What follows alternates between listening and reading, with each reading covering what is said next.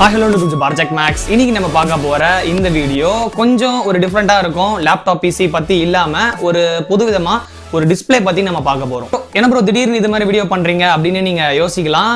இது வந்து நிறைய பேருக்கு யூஸ்ஃபுல்லா இருக்கக்கூடிய ஒரு வீடியோ அப்படின்ற மாதிரி நான் ஃபீல் பண்ணி இந்த வீடியோ நான் பண்றேன்.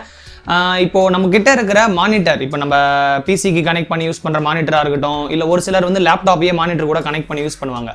அது மாதிரி நம்ம யூஸ் பண்ற மானிட்டர்ல டிஸ்ப்ளே ப்ராப்ளம் வந்தா அது எப்படி நம்ம சிம்பிளா ஒரு சில டெக்னிக் மூலமா ஈஸியா அதை சரி பண்றது அப்படின்றத பத்தி தான் இன்னைக்கு இந்த வீடியோ இருக்க போகுது. இப்போ நம்ம பார்க்க போற இந்த டெக்னிக்கை வந்து நீங்க டிவிக்கு கூட யூஸ் பண்ணிக்கலாம். இருந்தாலும் நம்ம மானிட்டருக்கு எதுக்காக ஸ்பெஷலா பாக்குறோம் அப்படின்னா, மானிட்டர் வந்து உங்களுக்கு சீப்பாவே கிடைக்கும். ஒரு 4000 5000 வச்சாலே ஒரு 18 இன்ச்ல நல்ல ஒரு மானிட்டர் நீங்க எடுக்கலாம். அதுல பிரச்சனை வருது அப்படின்னா நீங்க அதை கடையில கொடுத்து சர்வீஸ் பண்றது உங்களுக்கு வர்த்து கிடையாது.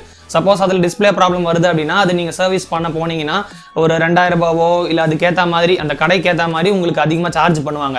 அந்த அளவுக்கு நீங்கள் கொடுத்து ரெடி பண்ண போகிறது கிடையாது. அதை நீங்கள் தூக்கி போட்டுட்டு வேற ஒரு மானிட்டர் தான் நீங்கள் வாங்க போவீங்க. ஸோ அதை வேஸ்ட் பண்ணாமல் அதை வந்து நம்மளே ரெடி பண்ணிட்டா நமக்கு காசு மிச்சமாகும். அதே சமயத்தில் ஒரு வேஸ்டேஜை வந்து நம்ம தடுக்கலாம். ஸோ இந்த காரணத்தினால தான் ஒரு மானிட்டர் டிஸ்பிளேவை நம்ம ரெடி பண்ணலாம் அப்படின்ற மாதிரி ஒரு கான்செப்டில் இந்த வீடியோ வந்து நம்ம இப்போ பண்றோம். வீடியோ முடிஞ்ச அளவுக்கு நீங்க லாஸ்ட் வரையும் பாருங்க. ஒரு மானிட்டர் எப்படி நம்ம ஓப்பன் பண்றது, உள்ள என்ன மாதிரி விஷயங்கள் இருக்கு, அந்த டிஸ்பிளே ப்ராப்ளத்தை எப்படி நம்ம சால்வ் பண்ணலாம் அப்படின்ற ஃபுல் டெக்னிக்கை வந்து நம்ம ஸ்டெப் பை ஸ்டெப்பா ஒன்னொன்னா பார்க்கலாம். வேற எதனா சொல்ல மறந்துட்டோமோ, நம்ம சேனலுக்கு இப்போ நீங்க ஃபர்ஸ்ட் டைம் வந்திருக்கீங்க அப்படின்னா வீடியோ பார்த்துக்கிட்டு இருக்க கீழே நம்ம சேனலோட லோகோ இருக்கும். அதை நீங்க கிளிக் பண்ணீங்கன்னா உள்ள இருக்கிற வீடியோஸ் எல்லாமே நீங்க பார்க்கலாம். ஃப்ரீ டைம்ல வீடியோஸ் எல்லாமே நீங்க செக் பண்ணி பாருங்க. உங்களுக்கு பிடிச்சிருந்தா நீங்க லைக், ஷேர், கமெண்ட் இதெல்லாமே நீங்க பண்ணலாம். ரொம்ப பிடிச்சிருந்தா நம்ம சேனலை சப்ஸ்கிரைப் பண்ணிட்டு நம்ம பிடிஎம் ஃபேமிலியில நீங்களும் ஒரு மெம்பரா ஜாயின் பண்ணிக்கலாம். சரி வாங்க இப்போ நம்ம இந்த வீடியோக்குள்ள போலாம். சரி, ஓகே. இப்போ நம்ம இந்த வீடியோல ஓபன் பண்ண போற மானிட்டர் என்னன்னு கேட்டீங்கன்னா, சாம்சங்கோட ஒரு 24 இன்ச் மானிட்டர் தான். இந்த மானிட்டர் நம்ம சேனல்ல நீங்க நிறைய வீடியோஸ்ல பார்த்திருப்பீங்க. கேமிங் செட்டப்ல இருந்து நம்ம சேனலோட எடிட்டிங் செட்டப்ல இருந்து எல்லாத்துலயுமே இந்த மானிட்டர் வந்து நான் காட்டியிருப்பேன். இந்த மானிட்டர் தான் பாத்தீங்கன்னா இப்போ டிஸ்பிளே ப்ராப்ளம் வந்துருச்சு. ஃபுல்லாவே லைனா வருது. நல்லா தான் யூஸ் பண்ணிட்டு இருந்தேன். எடிட்டிங் பண்ணிட்டு அந்த வீடியோவை எக்ஸ்போர்ட் பண்ண சமயத்தில் பார்த்தீங்கன்னா ஃபுல்லாக இது மாதிரி லைனாக வந்துருச்சு. சரி, இது என்ன பிரச்சனை அப்படின்றது நம்மளுக்கு தெரிஞ்சவரையும் இதை ஓப்பன் பண்ணி செக் பண்ணி பார்க்கலாம் அப்படின்றது நான் யோசித்தேன். ஸோ அதே சமயத்தில் ஒரு வீடியோவாகவும் பண்ணால் மற்றவங்களுக்கும் யூஸ்ஃபுல்லாக இருக்கும் அப்படின்னு தான் நான் பண்ணுறேன். ஸோ வீடியோவை நீங்கள் தொடர்ந்து பார்க்கலாம். ஓகே, இப்போ நம்ம ஃபர்ஸ்ட் மானிட்டர் ஓப்பன் பண்ணிடலாம். பண்ணிவிட்டு அதுக்குள்ளே என்ன இருக்குது, எப்படி அந்த கனெக்ஷன்ஸ்லாம் பண்ணியிருக்காங்க, எப்படி ஒரு டிஸ்பிளே ஒர்க் ஆகுது அப்படின்றத நம்ம பார்த்துட்டு அதுக்கப்புறம் அதை ரெடி பண்ணுறதை பற்றி நம்ம பார்க்கலாம். மானிட்டரில் ஸ்க்ரூஸ் வந்து பொதுவாக அந்த அளவுக்கு இருக்காது. இப்போது நம்ம யூஸ் பண்ணுற இந்த சாம்சங் மானிட்டரில் பேக் சைடில் அந்த பின்ஸ் எல்லாம் இருக்கும் பார்த்தீங்களா, HDMI VGA அப்படின்ற அந்த இடத்துல பார்த்தீங்கன்னா ஒரே ஒரு சிங்கிள் ஸ்க்ரூ கொடுத்துருக்காங்க. அதை ஓப்பன் பண்ணிட்டோம்னா போதும். இருந்தாலும் உங்களால் ஃபுல்லாக ஓப்பன் பண்ண முடியாது. அந்த பேக்கில் இருக்கிற கேஸை ஓப்பன் பண்ணோம் அப்படின்னா சைடில் உங்களுக்கு ஃபுல்லாகவே லாக் சிஸ்டம் மாதிரி கொடுத்துருப்பாங்க. பின்னாடி இருக்கிற அந்த கேஸுக்கும் டிஸ்பிளேக்கு மேலே இருக்கிற அந்த ஒரு பெசலுக்கும் நடுவில் பார்த்தீங்கன்னா லாக் சிஸ்டம் மாதிரி இருக்கும். அதுக்கு நடுவில் நம்ம எதனா ஒரு ஓப்பனரோ இல்லை இது மாதிரி ஒரு பாயிண்டடான எட்ஜ், கொஞ்சம் ஒரு மெலிசாக இருக்கக்கூடிய எதனா ஒரு ராடு மாதிரி அது உள்ளே விட்டு நீங்கள் அப்படி மேலே தூக்குனீங்கன்னா அந்த லாக் வந்து உங்களுக்கு ரிலீஸ் ஆகும்.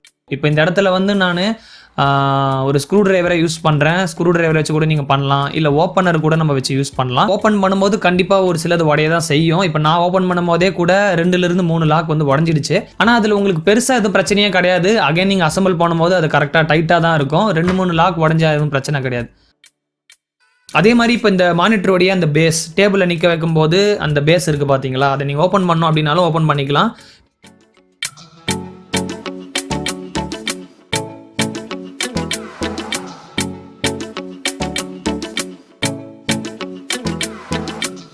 மானிட்டர் பின்னாடி ஃபர்ஸ்ட் எவ்வளோ ஸ்க்ரூஸ் இருக்கோ அதை நீங்கள் ரிமூவ் பண்ணி எடுத்துடணும். உங்களுக்கு பண்ணணும் அப்படின்ற அந்த மைண்ட் செட் இருந்தது அப்படின்னா நீங்கள் தைரியமாக எதை வேணால் ஓப்பன் பண்ணலாம், பிரச்சனை இல்லை.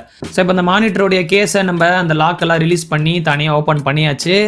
இந்த சாம்சங் மானிட்டருக்குள்ள இந்த விஷயங்கள் தான் வந்து உள்ளே கொடுத்துருக்காங்க. இந்த மானிட்டர் அப்படின்னு கிடையாது, பொதுவாக நீங்கள் எந்த மானிட்டர் எடுத்துக்கிட்டாலும் சரி, எந்த டிவி எடுத்துக்கிட்டாலும் சரி, அதில் மெயினாக 2 யூனிட் வந்து உள்ளே இருக்கும். ஒன்று பார்த்தீங்கன்னா டிஸ்பிளே யூனிட், இன்னொன்று வந்து மதர் போர்டு. இது 2 வந்து கட்டாயமாக எல்லா டிவிலையும் இருக்கும்.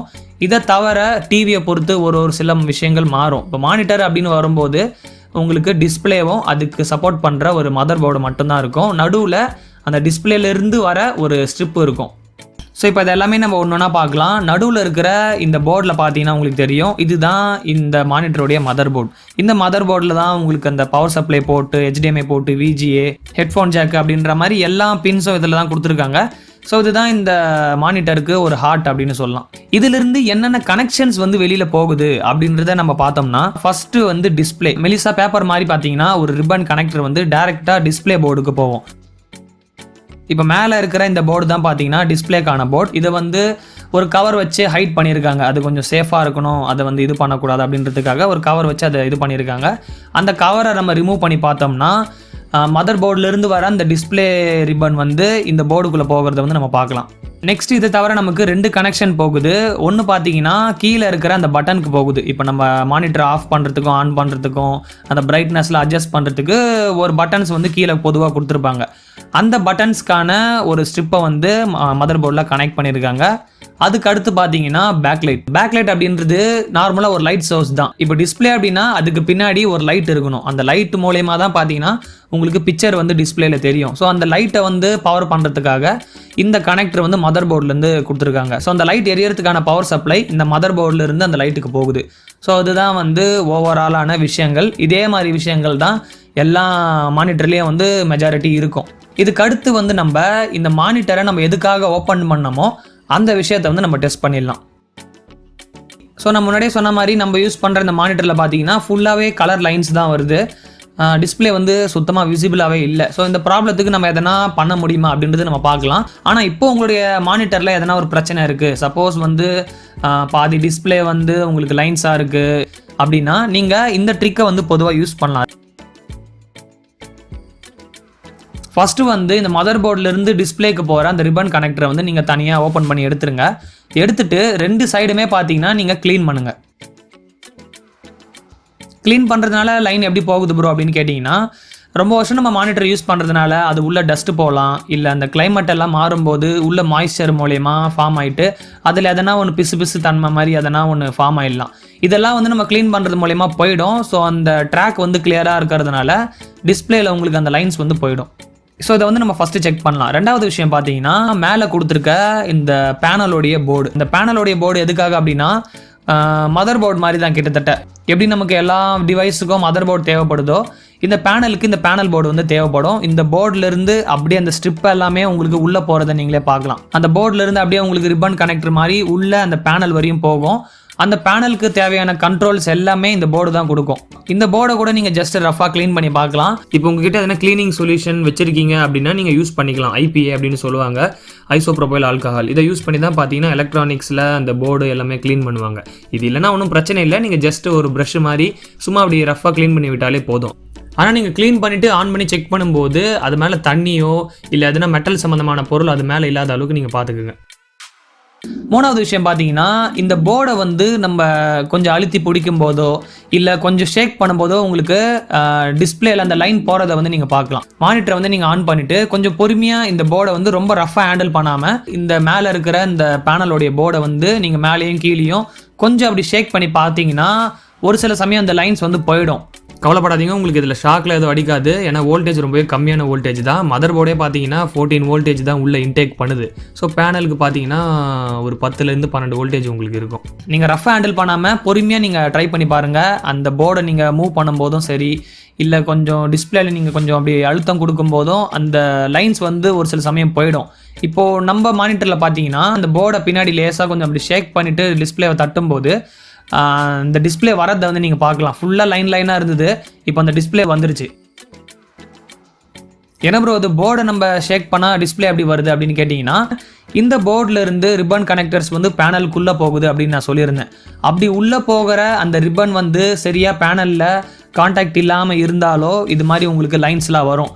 இப்போ நம்ம போர்டை வந்து மேலேயும் கீழே அப்படி மூவ் பண்ணும்போது கரெக்டாக அது கான்டாக்ட் ஆகும். ஸோ அப்போ வந்து அந்த லைன்ஸ் போகுது. ஸோ அப்படி ஒரு பொசிஷனில் நீங்கள் போர்டை மூவ் பண்ணும்போது உங்களுக்கு டிஸ்பிளே வருது இல்லை அந்த லைன்லாம் போகுது அப்படின்னா அந்த பொசிஷனில் அப்படியே வச்சு நீங்கள் ஒரு செலோ டேப்பாக ஒட்டிடலாம். இப்போ இந்த மூணாவது டெக்னிக் வந்து ஒரு பர்மனன்ட் சொல்யூஷனாக இல்லை அப்படின்னா கூட கண்டிப்பாக உங்களுக்கு இது யூஸ்ஃபுல்லாக இருக்கும். நீங்கள் இதோட சேர்த்து அந்த மற்ற 2 டெக்னிக்கும் ட்ரை பண்ணி பார்க்கலாம். அதிலே வந்து மோஸ்ட் ஆஃப் த கேசஸில் உங்களுக்கு ப்ராப்ளம் சால்வ் ஆகிடும்.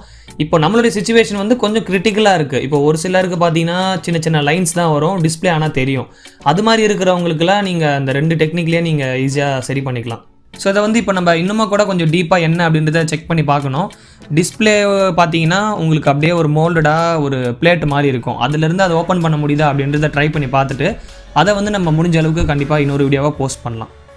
இப்போ இந்த வீடியோ நீங்கள் ஃபுல்லாக பார்த்துருப்பீங்க அப்படின்னு நினைக்கிறேன். அப்படி பார்த்துருந்து உங்களுக்கு பிடிச்சிருந்தா லைக் பண்ணுறதோட நிறுத்தாமல் கண்டிப்பாக உங்கள் ஃப்ரெண்ட்ஸ் நிறைய பேர் கூட ஷேர் பண்ணுங்கள். ஏன்னா நிறைய பேர் இது மாதிரி டிஸ்பிளே ப்ராப்ளம் இருக்கிற மானிட்டர் அவங்க வீட்டில் வச்சிருப்பாங்க. நீங்கள் இந்த வீடியோவை ஷேர் பண்ணுறது மூலமா அவங்களுக்கு கண்டிப்பாக அது யூஸ்ஃபுல்லாக இருக்கும். வேறு எதனா நீங்கள் கேட்கணும், வேறு எதனா நீங்கள் மெசேஜ் பண்ணணும் அப்படின்னு நினச்சிங்கன்னா கமெண்ட்டில் நீங்கள் மென்ஷன் பண்ணுங்கள்.